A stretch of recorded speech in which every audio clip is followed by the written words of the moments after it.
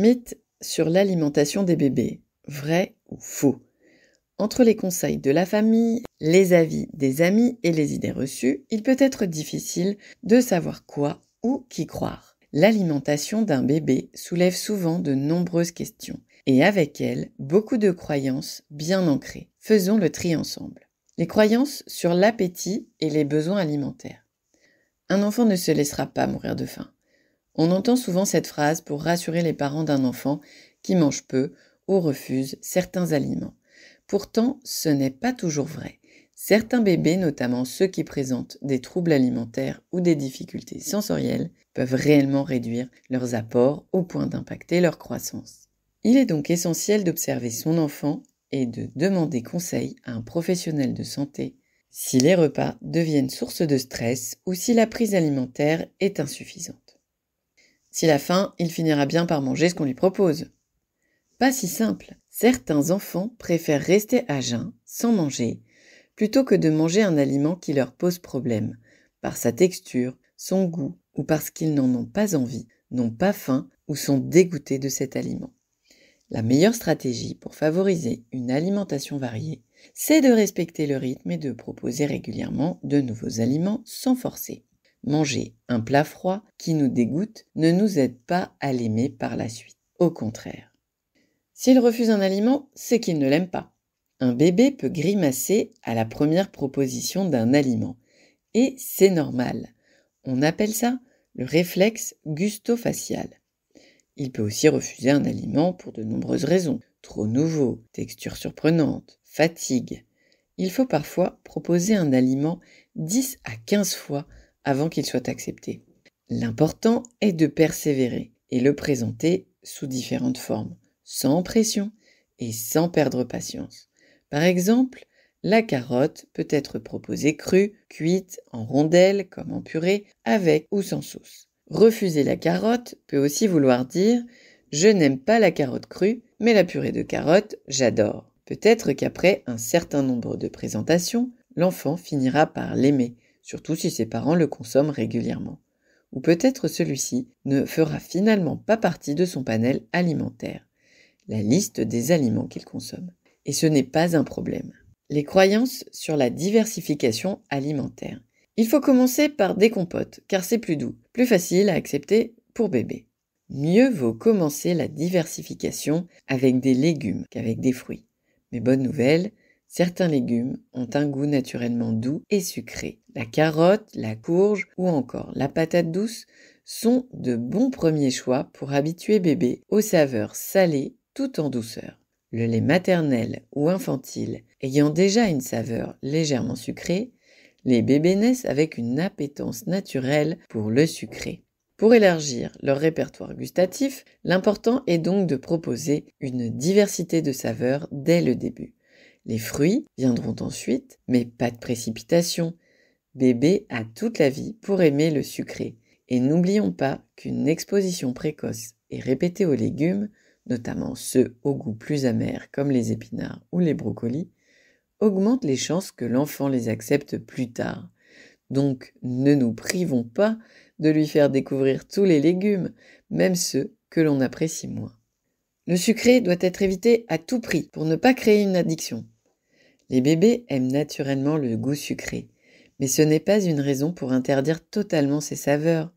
Un cadre souple et équilibré permet de leur apprendre à manger avec plaisir, sans frustration. Et attention à ne pas mettre le sucré comme une récompense que l'on a après avoir mangé tout le reste.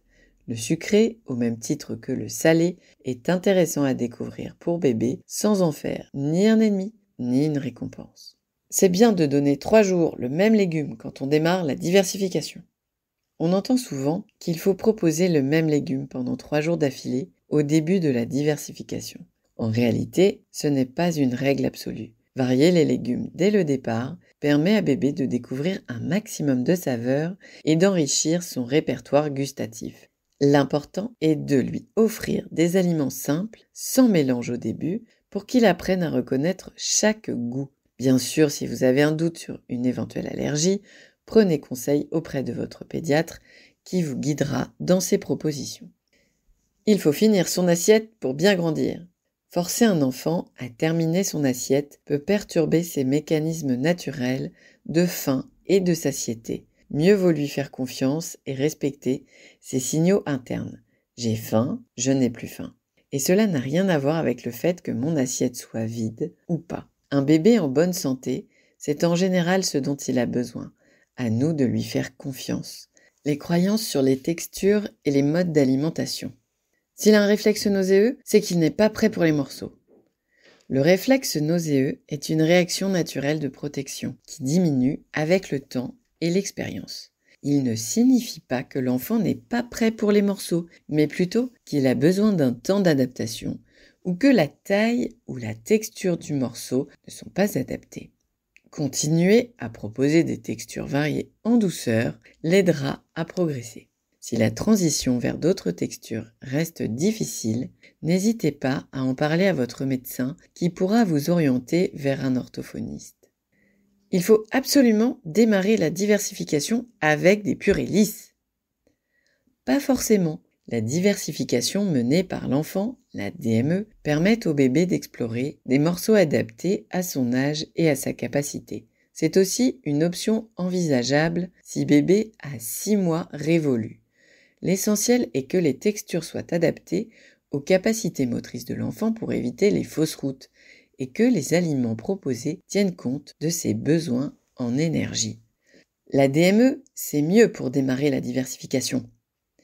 La diversification menée par l'enfant DME est une approche intéressante pour l'enfant tout venant, mais elle n'est pas pour autant meilleure que l'introduction classique des aliments sous forme de purée. Chaque enfant a des besoins et des compétences différentes. Certains sont prêts à gérer des morceaux fondants dès le début, 6 mois, tandis que d'autres ont besoin d'une transition plus progressive. L'important est de proposer des textures adaptées à l'âge et aux capacités de mastication de l'enfant, en veillant toujours à sa sécurité alimentaire. Il n'y a donc pas une seule bonne façon de débuter la diversification, mais plusieurs chemins possibles selon chaque bébé et chaque famille. La cuillère est indispensable pour apprendre à manger.